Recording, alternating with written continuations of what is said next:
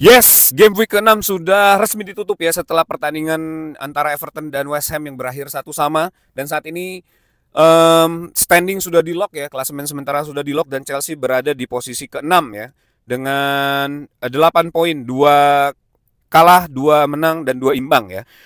Dan posisi nomor 1 masih ditempati oleh Liverpool. Walaupun dia kalah melawan Crystal Palace ya, berarti rekornya menjadi 5 kemenangan dan 1 kekalahan dengan 15 poin. Dan posisi kedua masih ada Arsenal dengan 13 poin, hanya beda 2 poin dari Liverpool ya, dengan 4 kemenangan, 1 imbang dan 1 kalah. Tapi yang menarik, di posisi ketiga Crystal Palace ini terbang tinggi dengan 3 kemenangan dan 3 imbang. Ini menjadi satu-satunya tim di Premier League yang masih belum terkalahkan, yaitu Crystal Palace. Oke, gue akan membahas berapa persen peluang Chelsea untuk juara setelah game week ke-6 ini ya, setelah kekalahan lawan Brighton di Stamford Bridge yang memalu-maluin aja itu ya. Sangat memalukan. Kartu merah oleh Trevor Chalobah ini membuat seluruh pertandingan ini bergerak menjadi punya Brighton ya, karena seharusnya kita bisa mempertahankan pertandingan ini dengan kemenangan. Yes, welcome back to Bridge of Blue bareng gue Nanda Sugiono. Buat kalian yang baru join, jangan lupa buat subscribe, like juga video ini, dan juga tulis pendapat kalian di kolom komen mengenai pertandingan atau peluang Chelsea juara di Premier League musim ini. Kalian bisa follow gue di Instagram @nandasugiono karena gue selalu membagikan informasi mengenai Chelsea ya di channel gue. Dan ini adalah video kedua hari ini.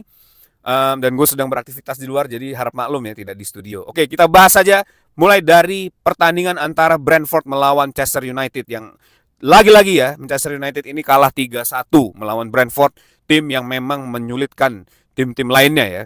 2 gol cepat dari Brentford ini membuyarkan optimisme para fans Manchester United setelah minggu lalu mereka mengalahkan Chelsea dengan hoki ya, tentunya kartu merah juga. Dan ini menjadi satu penanda bahwa Amorim ini benar-benar nggak works di Manchester United. Dan harusnya sih kalau gue udah menjadi fans Manchester United, kelihatannya harus segera untuk menyuarakan Amorim out ya, karena ini parah banget. Dan dia terpuruk di posisi bawah ya, Manchester United ini. Posisi berapa di sekarang? Coba tulis di kolom komen posisi klasemen sementara Manchester United di Premier League setelah game week ke-6 ini ya. Ya nggak akan bawa kemana-mana lah. Mungkin gue sempet memprediksi Manchester United ini bisa masuk ke 7 besar, tapi melihat 6 pertandingan terakhir ini kelihatannya sangat sulit ya. Jadi kemungkinan besar dia akan kembali lagi seperti musim lalu seandainya tetap mempertahankan Amorim. Pertandingan ini juga kelihatannya sangat berat sebelah ya. Justru Brentford yang sangat menguasai pertandingan dengan serangan-serangannya, dan Manchester United juga sangat lempem ya, baik di lini tengah maupun lini belakang. Dan 2 gol cepatnya Brentford ini terlahir dari kegagalan antisipasi atau ruang kosong yang banyak ditinggalkan oleh Manchester United ya di belakang. Dan ini juga selalu dieksploitasi dan selalu berhasil dan selalu tidak mau diubah oleh Amorim ya. Dan kegagalan penalti dari Bruno Fernandes ini juga menjadi sorotan ya di pertandingan kali ini. Gue nggak tahu, coba yang fans MU tulis pendapat kalian, apakah Bruno Fernandes ini adalah biang kerok dari kekalahan atau kegagalan Manchester United untuk mengembalikan performanya, karena seluruh pemain sudah berubah, tim sudah berubah, pemain, pelatih semua sudah berubah, tapi Bruno Fernandes belum berubah ya, tetap ada di tim ini. Dan dia tapi gue nggak setuju sih sebenarnya, karena Bruno Fernandes ini menurut gue, kalau Manchester United tanpa Bruno Fernandes ini kelihatannya akan justru makin jelek ya. Tapi coba terus di kolom komen. Dan Sesko berhasil menciptakan gol di pertandingan kali ini ya. Ya, ini nggak akan bawa Manchester United kemana-mana. Kembali lagi, kalau seandainya Amorim tetap dipertahankan dan bermain seperti ini, mereka akan tetap kesulitan dan berakhir di papan bawah seperti musim lalu ya. Di pertandingan berikutnya ada Crystal Palace melawan Liverpool ya. Di Selhurst Park ini Crystal Palace berjaya ya setelah gol menit-menit terakhir melawan Liverpool, yang seharusnya biasanya Liverpool yang mendapatkan gol di menit akhir dari Eddie Nketiah. Ini yang menciptakan gol di menit 90+7 ya, dari corner kick lagi-lagi. Ini gol yang menurut gue memang sangat patut buat dirayakan ya, melawan tim yang adikdaya di awal musim ini, 5 kali menang, dan akhirnya Crystal Palace mampu membalikkan keadaan. Dan ini membuktikan bahwa Crystal Palace ini bukan tim sembarangan ya. Dia adalah giant slayer yang bisa sangat mengganggu perebutan tahta Premier League di musim ini ya. Dan Crystal Palace ini bakal menjadi something kayaknya selama Glasner masih ada di sana. Atau misalnya Glasner nanti memang ditakdirkan untuk mendarat ke Manchester United, gue gak tahu apakah Crystal Palace ini bisa tetap bertahan performanya seperti sekarang. Tapi yang gue tahu, Crystal Palace-nya Glasner ini luar biasa on point mainnya, nggak banyak pemain yang jago tapi semuanya bisa berkembang dan memaksimalkan potensinya. Pertandingan ini sendiri sangat dikuasai oleh Liverpool.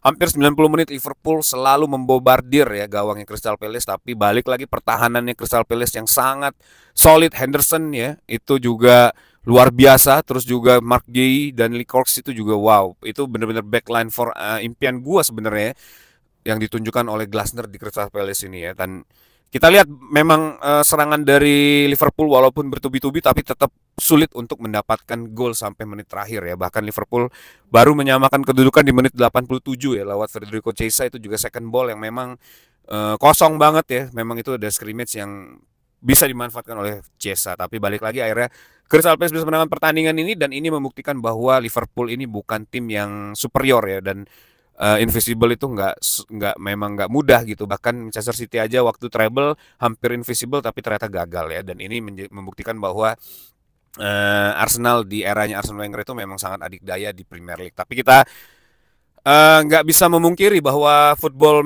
modern itu memang lebih sulit ya dan lebih complicated daripada football di era-era awal 2000-an ya. Jadi kita lihat aja apakah Liverpool ini mampu terus mempertahankan tren positif ya setelah kekalahan ini, dan dia bisa berdiri kokoh sebagai calon juara Premier League ya, the real contender. Ini akan menjadi ujian awal bagi Liverpool ya. Di pertandingan berikutnya ini ada Spurs melawan Wolves yang imbang ya. Lagi-lagi Spurs ini imbang, kesulitan ya untuk memenangkan pertandingan. Dan kelihatannya ekspektasi atau apresiasi gue terhadap Spurs di awal-awal musim ini harus diturunkan ya, karena ternyata Thomas Frank ini belum mampu mengangkat performa Spurs ini jadi jauh lebih baik lagi ya. Ini kalau kita lihat mirip-mirip dengan Ange Postecoglou, tipikal permainannya. Bahkan Tottenham ini hanya mampu akhirnya ya menyamakan kedudukan di injury time lewat Polina, tendangannya dari luar kotak penalti ya, placing yang sangat baik itu akhirnya menyamakan kedudukan. Dan Spurs akhirnya terselamatkan di home-nya ya, tidak jadi kalah melawan Wolves. Dan ini membuat Spurs kelihatannya akan sulit untuk bersaing di posisi 4 besar. Kita lihat aja apakah Spurs mampu untuk mengembalikan keadaan dan memenangkan pertandingan kembali ya. Kalau ini lawan Wolves di home, ini harusnya menjadi advantage buat Spurs, dan ini mestinya harus pastikan mendapatkan 3 poin ya. Tapi dengan kejadian ini kelihatannya Thomas Frank ini mulai memasuki awan gelap ya, awan-awan yang memiliki turbulensi di skuadnya. Jadi kita lihat aja apakah dia mampu untuk mengeluarkan kembali Spurs dari awan gelap itu dan mendapatkan tren positifnya kembali ya. Di pertandingan berikutnya nih tim yang sangat-sangat adidaya ya, Manchester City menang 5-1 melawan Burnley. Brace dari Erling Haaland ya di menit-menit akhir ini membuat pertandingan ini sangat manis bagi para fans City ya, dan ini menandakan kembalinya City sebagai title contender. Permainannya yang luar biasa agresif ya, direct ball yang menurut gue counter pressing yang sempurna ditunjukkan oleh Pep Guardiola di pertandingan kali ini, karena Burnley ini juga bukan tim yang lemah sebenarnya ya. Burnley ini di beberapa pertandingan terakhir bahkan Burnley ini cukup merepotkan buat tim-tim lain ya, tapi di depan Manchester City Burnley ini tidak ada artinya. Manchester City berhasil membobol 5 kali gawangnya Burnley ya, dan ini juga membuktikan bahwa dinamika yang diinginkan Pep ya di timnya ini udah mulai terjadi. Doku, Foden nih sudah mulai comeback ya, terus juga Reinders juga yang makin baik. Erling Haaland yang selalu menjadi andalan buat Manchester City ini akan benar-benar berbahaya ya. Dan gue melihat kelihatannya Manchester City ini bisa dikonsider sebagai title contender di musim ini. Permainannya begitu cantik ya, begitu luar biasa, counter pressingnya, direct ballnya, finishingnya, terus juga touch in opposite boxnya di pertandingan kali ada 68 guys, dan ini kelihatannya menjadi yang terbesar di Premier League ya sepanjang musim ini ya dalam satu pertandingan ya. Gue nggak tahu, coba nanti buat teman-teman yang cek statistiknya boleh tulis di kolom komen, tapi kayaknya sih nggak ada so far tim yang melakukan touch in opposite box itu lebih dari 40 ya sepanjang 6 game week ini. Dan Manchester City ini melakukan 68 touch di pertandingan melawan Burnley ini luar biasa menurut gue ya. Yap, coba tulis di kolom komen apa kalian setuju kita meletakkan kembali Manchester City sebagai title contender Premier League buat musim ini ya. Nah, Di pertandingan lain, ini ada Arsenal ya, yang kelihatannya juga mantap menjadi title contender musim ini. Permainannya juga sangat cantik ya, sangat agresif. Walaupun gue nggak suka memuji Arsenal, tapi harus gue akuin permainannya luar biasa di pertandingan kali ini. Newcastle ini tim yang bukan ecek-ecek sebenarnya, bahkan dibikin seperti tim yang ingin degradasi ya, nggak punya peluang, nggak punya kemampuan untuk comeback dan tumbuh berkembang di pertandingan kali ini. Padahal mereka bermain di St. James Park, ini adalah stadion yang sangat angker di Inggris. Banyak tim yang tumbang di sini, tapi Arsenal ini menunjukkan bahwa mereka punya kemampuan dan kedewasaan yang menurut gue luar biasa. Dan bagaimana Mikel Arteta ini melakukan adjustment game ini juga menurut gue luar biasa ya. Newcastle United ini sempat unggul di babak pertama ya, menit ke-34 lewat gol dari striker barunya Woltemade. Ini juga membuat penanda bahwa Woltemade ini memang bukan pemain ecek-ecek ya, bahkan lebih baik dari striker-striker lainnya gitu.